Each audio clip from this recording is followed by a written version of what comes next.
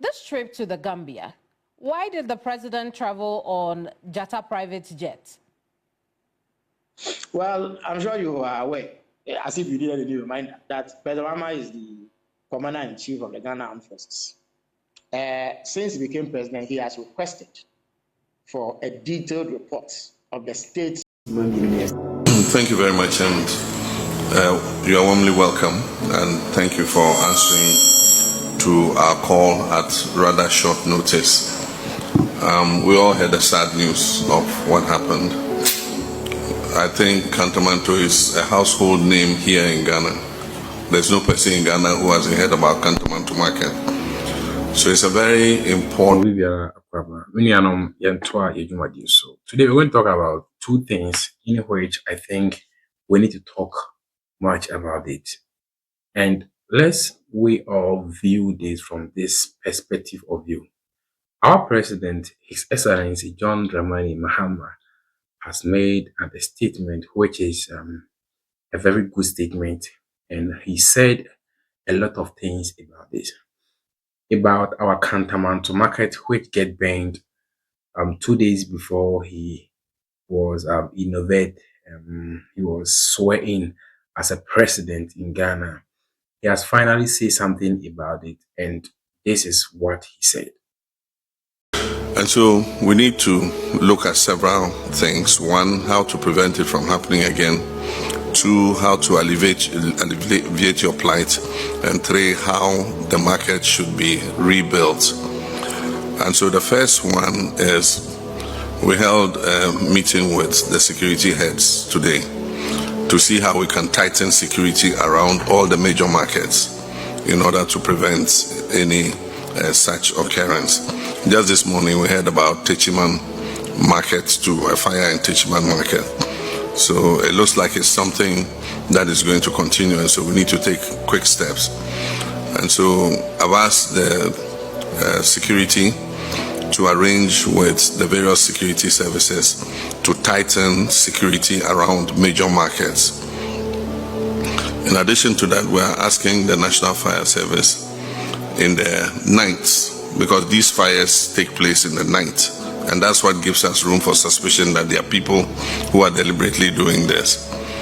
In the daytime, you don't hear that there's a fire anywhere.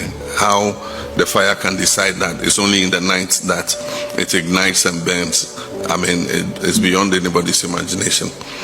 And so the second is we are asking the fire service, where there are major markets, to deploy their fire tenders close to the markets in the night, so that in the event of a fire outbreak, they are right there on the scene to be able to quench it before it causes any damage. And so that's the second. We're also asking them to explore installing CCTV cameras at all vantage points of every market, so that if anybody is involved in setting fire to markets, we'll be able to see on the CCTV what is happening. So these are some of the immediate steps we think we should take in terms of prevention. And so soon, you, the leaders of the various market associations, the important markets, will be contacted by security to see how those arrangements can be made. The second is to hear from you, how government can be of assistance in terms of alleviating the plight that you face. And so that one, I'll leave it to you in our discussions, it will come up. And then the third one is, they say in adversity there's opportunity. And so now that the market is burned down, I know you might be thinking of reconstructing it. How would you reconstruct it so that it is a better market than what it was before? That one I leave also to you. Government is determined that nobody should be displaced because of this fire. And so everybody should be able to get back what place he had in the market. But of course, we must design it better and make sure that we build it in a better way than it was before it got burned. So these are the three major issues that I thought I'll put to you, and then we can have a conversation about it. The view and where he is talking from made us understand that now our Kantamanto market is going to be built once again. And also they are going to come out with security agents across the markets in Ghana. And here is the case, they are going to put CCTV cameras in the market that they are going to build, and even markets that have been that is there already. So this is one thing that we are expecting from our leaders. Now he has made a statement with a solution in which they are going to stick to the plan. They are going to work seriously towards it. Please subscribe to this platform. We're going to give you back to back content which will help you a lot. And one thing I want us to talk about is the flight issue when it comes to, I don't want, not needful, because it won't help us in any way. But let me give us a little bit kill about it. You know, we're in Ghana here, and we once experienced a president who which he went out to rent it and just flying on the sky, having bath, enjoying with people in that private jet. But for that one, we didn't talk seriously about it. Here is the case: we have get a different president in which this president is using his brother's private jet.